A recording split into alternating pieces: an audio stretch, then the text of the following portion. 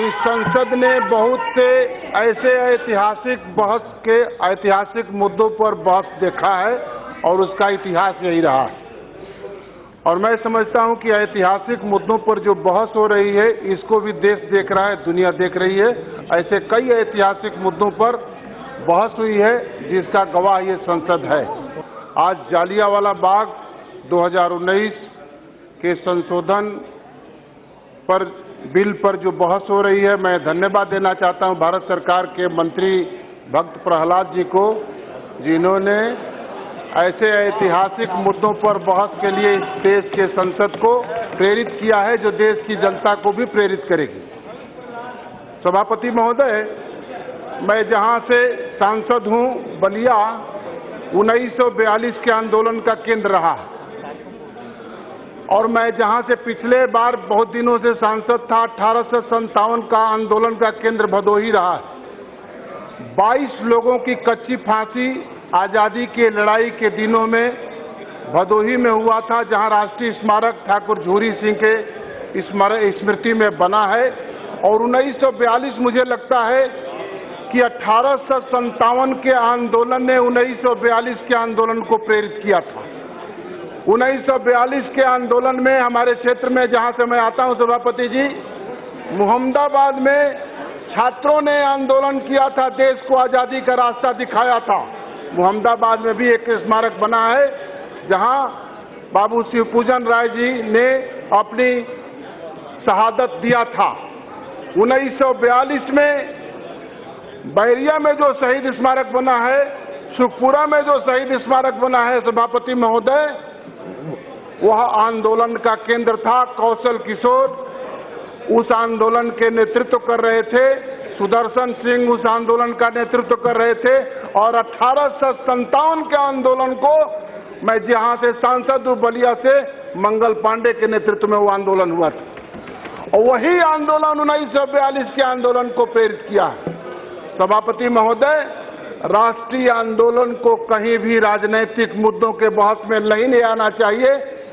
जो आज राष्ट्रीय मुद्दों पर संसद में बहस हो रहे थे, मैं इस बात को कह सकता हूं कि ये बहस संसद में हास्यास्पद न बने, इसकी भी कोशिश जरूर होनी चाहिए। राष्ट्रीय मुद्दों पर हमारे मतभेद कहां है और राष्ट्रीय सवाल पर हमारे मतभेद कहां है? जिस कांग्रेस के नेतृत्व में देश की आजादी लड़ी जा रही थी सभापति महोदय, उस कांग्रेस में श्यामा प्रसाद मुखर्जी भी होते थे, महामना मदन मोहनवाली भी होते थे, अच्युत पटवर्धन भी होते थे, जयप्रकाश नारायण भी होते थे, राम मनोहर लोहिया भी होते थे। उसी कांग्रेस में एम.एस. नामूद्रीपाद भी होते थे, डांगे भी होते थे। सभापति महोदय, वह कांग्रेस देश को आजादी की लड़ाई दिलाने के लिए उसके नेतृत्व में सब लोग राष्ट्रीय सवाल पर लड़ रहे थे कांग्रेस के झंडे के नीचे। क्षमा करेंगे, वह कांग्रेस चुनाव लड़ने के लिए कांग्रेस नहीं बनी थी, वह कांग्रेस आजादी की लड़ाई लड़ने के लिए बनी थी। और जो लोग इस बात को नहीं जानते हैं, डॉक्टर हेडगेवार नागपुर में उस कांग्रेस के क्रांतिकारी कार्यकर्ता होते थे। भारत के इतिहास को देख लीजिए, भारत के इतिहास, कुछ लोग कहते हैं कि इतिहास बदलने की, इतिहास में इतनी ताकत होती है, कोई माई का लाल इतिहास नहीं बदल सकता है, उसकी सत्यता जरूर प्रमाणित होनी चाहिए। हमारे बलिया से, जहां से मैं आता हूं, जहां चित्तू पांडे ने, जहां ठाकुर जगन्नाथ सिंह ने देश की आजादी की लड़ाई लड़ी, जहां कौशल किशोर ने आजादी की लड़ाई लड़ी, जहां शिवपूजन राय ने आजादी की लड़ाई लड़ी, उस इतिहास को कौन बदल सकता है? किसमें ताकत है उस इतिहास को बदलने की? ये रोना रोने से कभी भारत का इतिहास बदलने वाला नहीं है।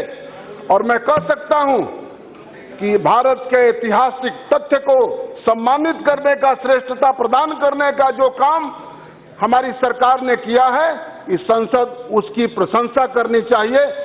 1942 के आंदोलन के महान नेता जयप्रकाश नारायण के गांव सिताबदियारा में राष्ट्रीय स्मारक बनाने का प्रेरणा आज के गृह मंत्री और पार्टी के अध्यक्ष अमित भाई शाह ने दिया। प्रधानमंत्री जी के नेतृत्व में कैबिनेट ने फैसला किया, उस स्मारक बन रहा है जिसके ट्रस्ट का चेयरमैन मैं। और मैं कह सकता हूं, कांग्रेस के नेतृत्व में जब आजादी की लड़ाई लड़ी गई थी, जालियांवाला बाग का स्मारक बना था, तो उस समय कांग्रेस का फैसला हुआ था, तो उसमें श्यामा प्रसाद मुखर्जी भी होते थे, याद कर लीजिए। आपको मालूम नहीं है तो आप हमको मत बताइए। सौगत राय हमको मत बताइए। आप जाकर बंगाल में ममता बनर्जी का इतिहास पढ़िएगा। उद्योग मंत्री बनाया था क्या दामाद बनाकर? हमको मत बताइए। सुभाष चंद्र बोस के इतिहास को मैं जानता हूं। जिस कांग्रेस ने सुभाष बाबू को अध्यक्ष बनने के बाद भी उसकी कैबिनेट नहीं बनने दिया, कांग्रेस के टूट, हमको मत बताइए। माननीय सदस्य उस समय माननीय मंत्री जी, मैं अपनी बात 1 मिनट में समाप्त करके अपनी बात पूरी करता हूं। अध्यक्ष जी, ये राष्ट्रीय स्मारक अधिनियम जो 2019 का जालियांवाला बाग ले आया गया है, मैं इसकी पूरी तरह इस बात से सहमत हूं और मैं कह सकता हूं कि जितने राष्ट्रीय स्मारक इस देश में हैं, उसके संस्कृति मंत्रालय उसके रखरखाव का भी काम करे। मैं यही बात कहते हुए अपनी बात पूरी करता हूं।